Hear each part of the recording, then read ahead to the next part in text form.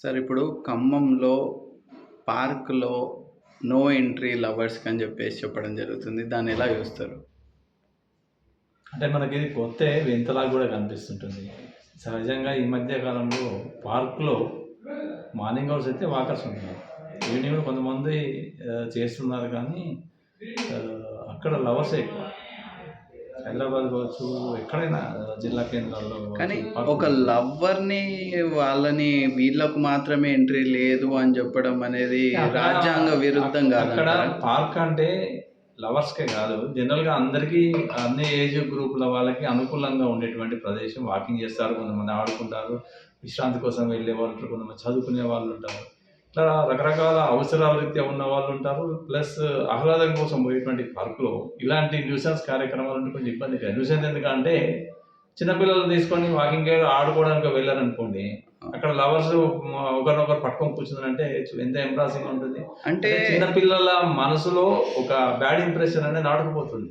అందుకనే పెద్దలు బహుశా దీన్ని చూసి అక్కడ ఎక్కువై ఉంటాయి. ఆ ఉద్దేశంగానే ఇక్కడ వద్దని బోర్డ్ పెట్టుంటారు. నేను చెప్పేది ఏందంటే సెక్యూరిటీని ఎక్కువ పెంచేసి అక్కడ ఇలాంటివి జరగకుండా మీరు చెప్పినట్టు అట్లాంటివి జరగకుండా చేయడం బెస్ట్ అంటారా? లేకపోతే అసలు వీళ్ళకు వాస్తవానికి అందరూ అలానే ఉండరు కదా! ఎవరు చూసినా అమ్మాయి ఇలా చేయొద్దు, అబ్బాయి ఉంటే అబ్బాయిని ఇద్దరిని కూడా పిలిచి అలా చేయొద్దు అని చెప్పడం ఒక పద్ధతి. కానీ చీకటి పడ్డాక కొన్ని సందర్భాలలో మీరు సెక్యూరిటీ అనుకోండి, వాళ్ళు ఏదో మేనేజ్ చేసే అవకాశం ఉంటుంది. ఇంకోటి చాలా చోట్ల ఎక్కడ చీకటిగా ఉంటుందో లవర్స్ అక్కడ దూరిపోతున్న పరిస్థితి కనిపిస్తుంది. ఇది కొంచెం మరి ఎంబారసింగ్ సిట్యుయేషన్. సో లైట్ ఇది అర్థం చేసుకున్న వాళ్ళు పెద్దలు ఎవరో చూసుంటారు, మంచి పనే చేసిర్రు అని అదే అనుకుంటా. కానీ లైట్స్ ఇంకా కెమెరాస్ సెక్యూరిటీ గురించి అనేది కూడా అది అది అది పటిష్టంగా చేయాలి కదా! కామన్ గా చీకట్లో ఎక్కడ ఉంటుందో అక్కడ చిన్న చిన్న బుష్ లాంటివి ఉంటే కూడా లవర్స్ దూరిపోతున్నారు. ఇప్పుడు హైదరాబాద్ లో అయితే మీరు చూడండి, సంజయ్ పార్క్ పక్కన మొత్తం పొడుగుతా లవర్సే ఉంటారు. మరి పొద్దంతా ఉంటారు. వాళ్ళు ఒక లెవెల్‌లో ఉంటారు. ఈవినింగ్ వచ్చేవాళ్ళు ఇంకో లెవెల్‌లో ఉంటారు.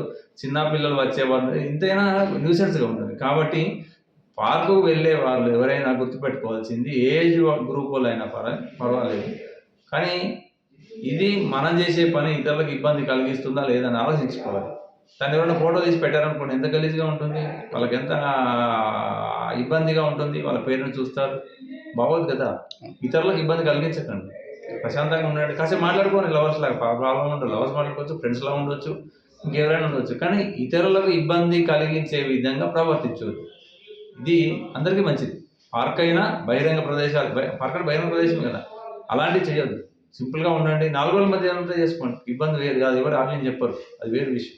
కానీ పబ్లిక్ తిరిగే చోట డీసెంట్‌గా వ్యవహరించాల్సిన బాధ్యత ప్రతి ఒక్కరిది. ముఖ్యంగా పార్కుల్లో అందులో వెళ్ళే వారందరూ గుర్తుపెట్టుకోవాలి. మనం ఎలా బిహేవ్ చేస్తున్నాం? అంతే ఎవరికైనా ఇబ్బంది కలిగిస్తున్నామా?